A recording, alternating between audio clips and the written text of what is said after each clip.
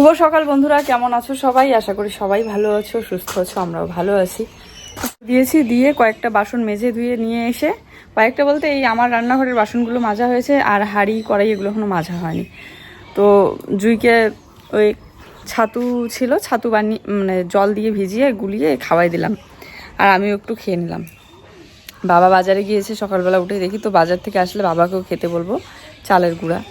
তো এখন ওই ঘরে পড়ছে জুই, কারণ আজকে পরীক্ষা আছে, জিকে পরীক্ষা লিখিত।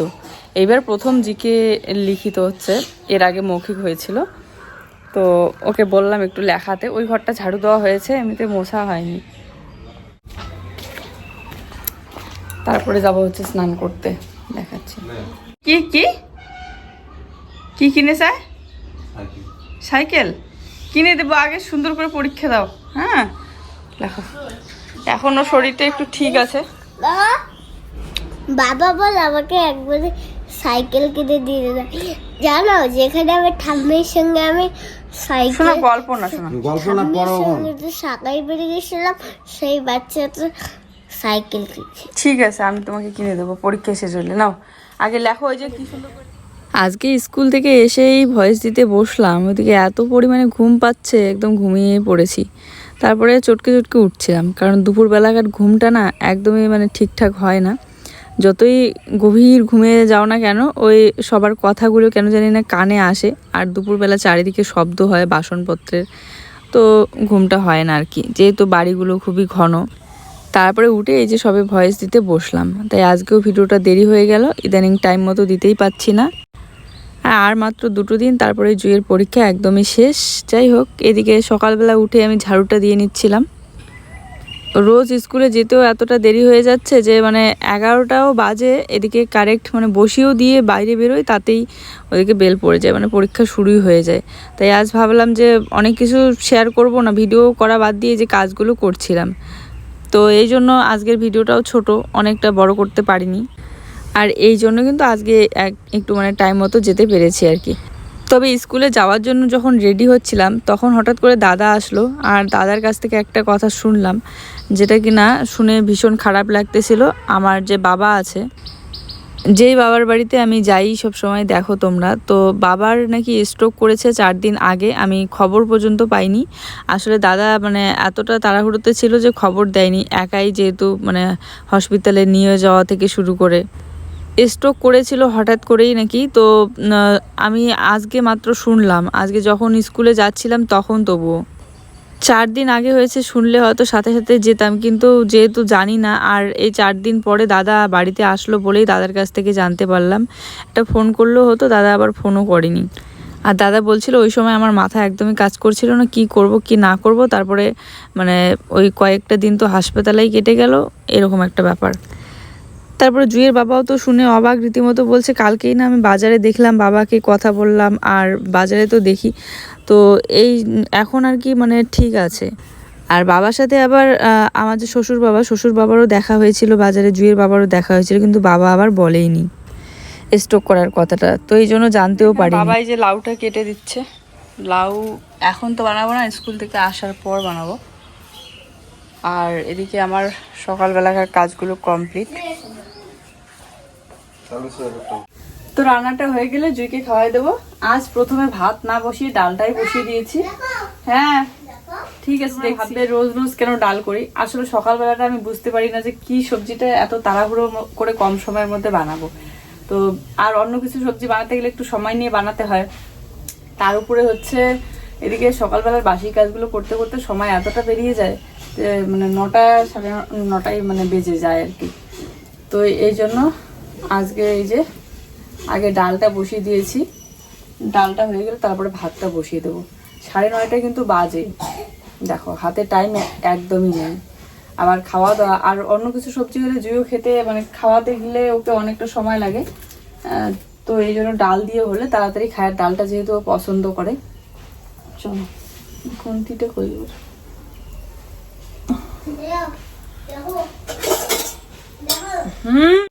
এই যে সজনে ডাঁটাগুলো নামিয়ে নিয়ে তারপর সোমবার ডালটা ঘাটবো, তার আগে সজনে ডাঁটাগুলো নামিয়ে রাখি। ওই তো জেঠিমা সেদিন ডেকে নিয়ে সজনের ডাঁটা দিল, আর ওই সজনের ডাঁটাগুলো সেদিন ডালের মধ্যে কয়েকটা দিয়েছিলাম, আর বাকিগুলো বাবা আজকে যে সবজি কাটাকাটি করার সময় ওই সজনের ডাঁটাগুলো খোসা ছাড়িয়ে দিল, তো সব দিয়ে দিলাম ডালের মধ্যে। আমি ভাবি যে সকালবেলাটা হয়তো বা আমারই এরকমটা হচ্ছে যে এক সবজি ভাত রান্না করে খেয়ে যেতে হচ্ছে, আর বাকি সবাই হয়তো সব কাজ করে রেখেই আসে। স্কুলে গিয়ে শুনি সবার কাছে যে ও মা সবারই নাকি একই অবস্থা, মানে টাইম পায় না, যেহেতু পরীক্ষা থাকে, পড়ায় আবার বাচ্চাকে, তো তারপরে আবার স্কুল থেকে গিয়ে সবাই রান্না করে।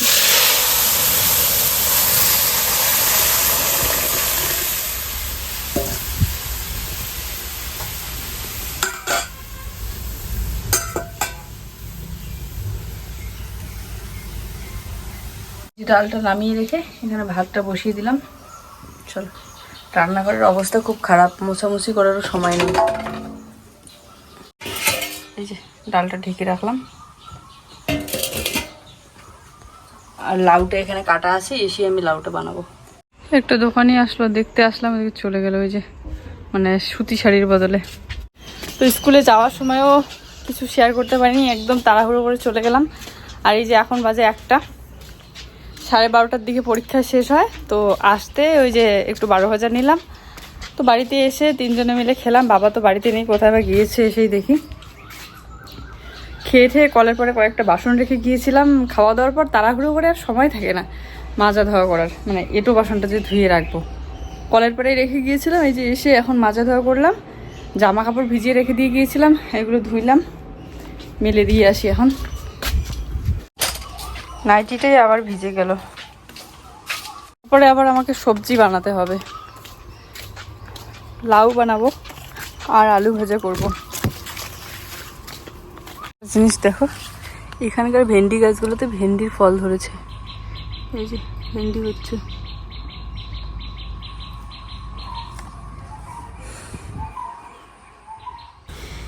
শেষ পর্যন্ত তাহলে বাবার লাগানো চারা গাছগুলোতেও সবজি ফল ধরেছে, আর আমার লাগানো চারাগুলোতেও কিন্তু ফল ধরেছে, একটা দুটো করে হলেও হচ্ছে, তো এটাই শান্তি। মানে কষ্ট করে যে ফসলটা ফলছে একটা দুটো হলেও সেটাই ভালো লাগে, অনেক আনন্দ লাগে। যাক, তারপরে এসেই তো এই যে রান্না বান্না বাকি সংসারের কাজ, যেহেতু মা বাড়িতে নেই আজকে, আসবে যে সেটাও জানি না, পরে এসেছিল অবশ্য সন্ধ্যার দিকে, তো এই জন্য কিন্তু আর বাবার খবর নেওয়ার জন্য যাওয়াও হলো না। কালকে আবার পরীক্ষা আছে, সকালবেলা উঠে আবার তাড়াতাড়ি ধরে। বাপরে কতগুলো লাউ কাটছে, নাকের কাণ্ডে।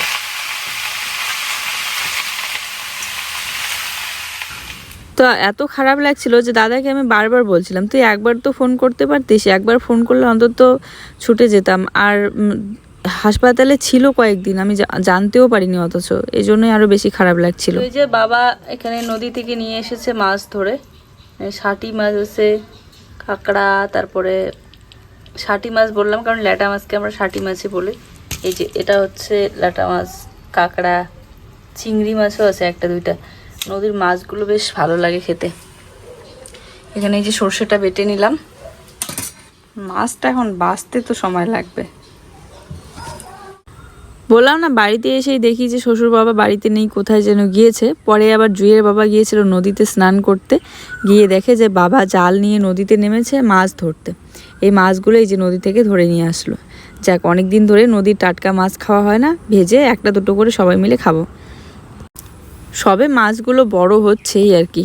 কিছুদিন আগে তো আমরা নদীতে নেমেছিলাম, তখন কিন্তু সবে ছোট বাচ্চা হয়েছিল মাছের।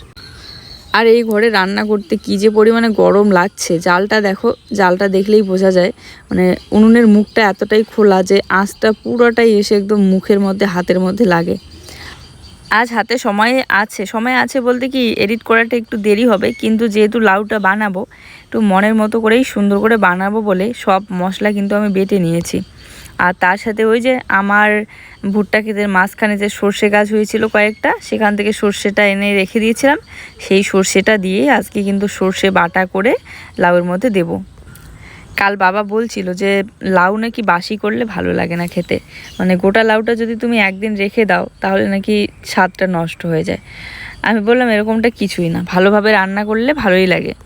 তো এই জন্য আরও সব কিছু দিয়ে ভাবলাম রান্না করে দেখি তো কেমন লাউয়ের স্বাদ নষ্ট হয়ে যায় একদিন বাসি হলে।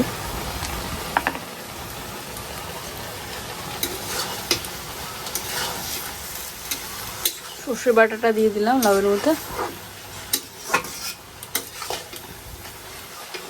তো দেখো নামানোর আগে আমি কিন্তু এখানে বিলেতি ধনেপাতা দিয়েছি। আর আজকের লাউটা দেখেই মনে হচ্ছে যে দারুণ হয়েছে লাউটা, কারণ সর্ষে বাটা দিয়েছি, সব কিছু মশলা বেটে বুটে দিয়েছি। জিরার গুঁড়া ছিল কিন্তু বাটা জিরাটা বেশি ভালো লাগে।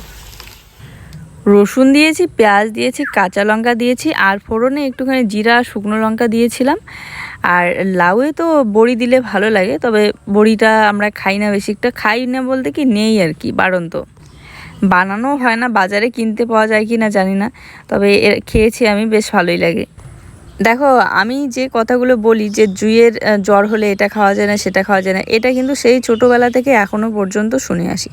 যেমন ধরে নাও লাউটা ঠান্ডা জিনিস অনেকেই বলে, হ্যাঁ, এর জন্য নাকি সর্দি কাশি থাকলে লাউটা খাওয়াতে হয় না, এটা কিন্তু আমার কথা না, এটা হচ্ছে বড়রা বলে সবসময়।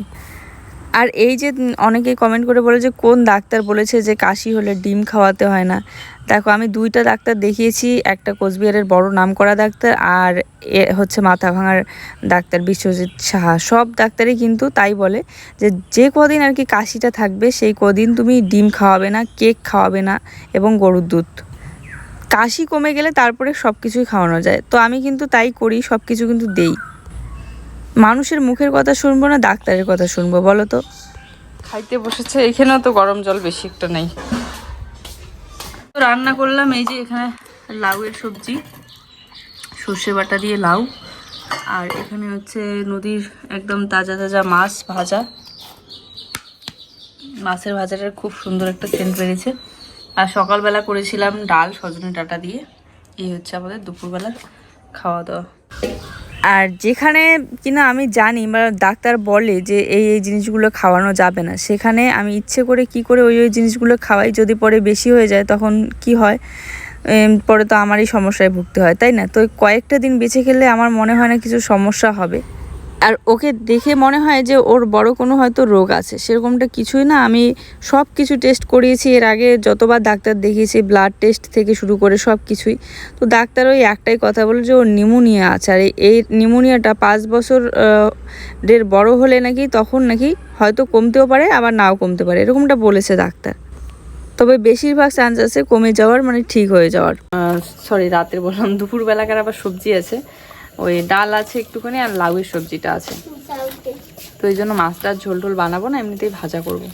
শোনো, ছড়াটা লেখো না বাবা, কালকে আছে জুয়ের ছড়া পরীক্ষা। ছড়া এবার লিখিত ফার্স্ট, মানে প্রথমবার হচ্ছে, এর আগে মৌখিকই ছিল, আর জিকেও। তারপরে